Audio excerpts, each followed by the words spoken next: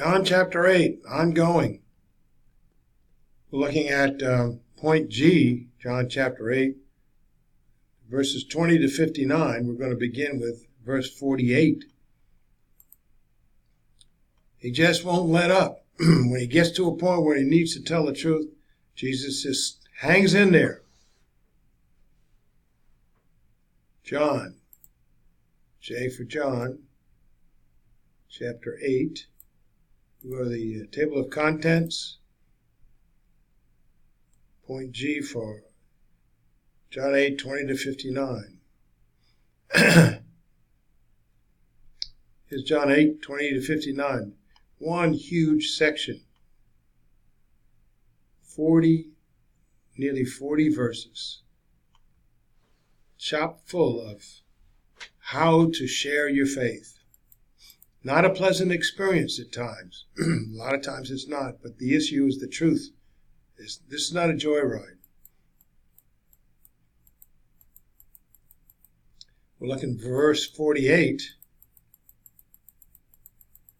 Here it is. 8:48 to 51. It keeps going.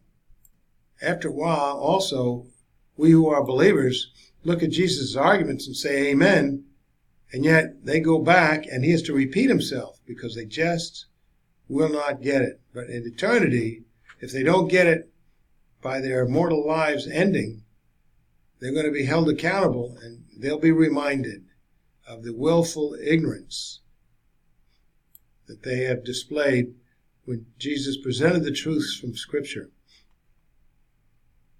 John 8:48 to 51.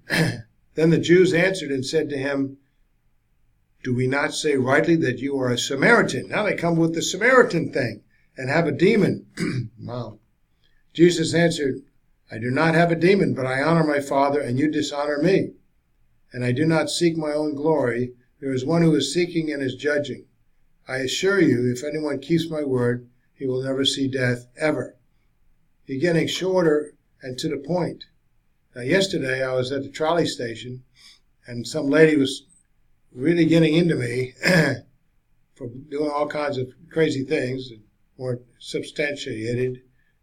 And she said, I went to Bible college. That's all I needed to do. I don't do anything more. And I said, well, that's just the beginning, not the end of your Christian life. And she says, well, you're not very Christian-like. You keep arguing with me. Well, I said, I only have one great example, Jesus Christ. Well, the Apostle Paul didn't do so badly either. And they kept arguing. And we're supposed to contend, argue for the faith. So here we are again, arguing. The unbelieving Jews answered Jesus' statement that they were not of God with a verbal attack, not based upon truth, but intended to personally degrade him, especially before the crowd. That's how I got degraded yesterday at the trolley station. That's going to happen again. Do we not say rightly that you are a Samaritan and have a demon? Where did that come from? Jesus answered, I do not have a demon. He ignored the statement about the Samaritan. Well, where does that come from? There's no point in getting into that. But I honor my Father, and you dishonor me. And I do not seek my own glory. There is one who is seeking and judging, implying God. I assure you, if anyone keeps my word, he will never see death, ever, referring to spiritual death. Eternal life is guaranteed once received. You have eternal life when you believe, John 3:16. And the purveyor of eternal life through atonement for sins is the one who says, I guarantee eternal life. So the Pharisees concluded that since they viewed themselves as children of Abraham, and they actually were his physical descendants, but not his spiritual one, and since they were highly educated members of the Sanhedrin, the governing body over Israel, considered Israel to be authoritative in matters concerning God, then Jesus' statements that they were of the devil and not of God were highly offensive to them, even demonically inspired. The Pharisees responded to Jesus with a verbal attack not based on truth, but intended to personally degrade and discredit him, especially before the crowd, in an attempt to diminish his following amongst the people. Do we not say rightly that you are a Samaritan and have a demon? These were two of the worst insults that a Jew could use against another Jew. but they were without foundation here. The Samaritans, albeit part Jew and part Gentile, hence falsely considered illegitimate, nevertheless held many beliefs in common with the Jews, such as holding to the validity of the Pentateuch. On the other hand, they did not hold to the rest of Scripture, and often differed when it came to the non-biblical traditions which the Jews held sacred. Their differences, whether significant, biblical, or unbiblical, caused the Jews to view and treat them as falsely as traitorous heretics. Note that many Samaritans believed in Jesus. John 4, 1-42. You can click on that. And John chapter 4. So, for the Jewish rulers, it became an arrogant game of name-calling and false accusations, without having to provide any logical proof of their claims against Jesus because of their position and power. And he had been accused of being possessed by a demon, and would be again. 7:20, 8:52, 10:20. Had Jesus been anyone besides the Son of God, with no evidence of his life being consistent with being the Son of God, no miracles and the Scriptures not supportive of his being the Son of God, perhaps what he was saying could be attributed to demonic possession, but such was not the case. Evidence overwhelming, the Jews just go on and play like 12-year-olds. Despite the Jews' attack upon his person, Jesus kept his focus upon his Father and patiently answered their attacking insults, beginning in verse 49. Do you hear that, audience?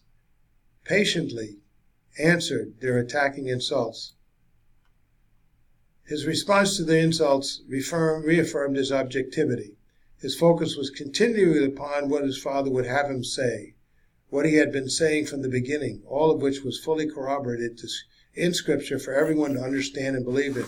So Jesus declared to the rulers, 1, that he does not have a demon. He ignored the accusation of being a Samaritan.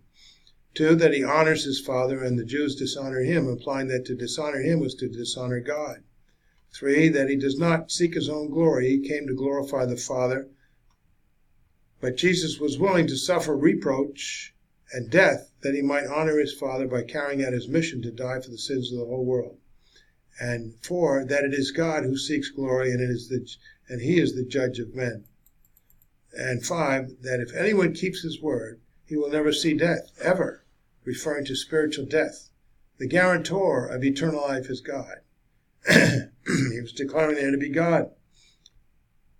Despite their intent to discredit and condemn him to death, Jesus remained objective and testified to the truth that his Father would have him revealed to the Jewish rulers. And by the grace of God, Jesus gave them one more opportunity to hear how one may have eternal life, by keeping his word, by believing in him for forgiveness of sins, so they would not die in their sins. Jesus' miraculous deeds, his testimony and teaching, and God's testimony in the Scriptures about him worked precisely together to authenticate who he was to the scribes and Pharisees, but they refused to be objective. Note that the phrase rendered, he will never see death ever, emphatically refers to never experiencing spiritual death, not physical or temporal death. John 8:48-51. So we will continue with John 8:52-59 and wrap up John chapter 8 next time.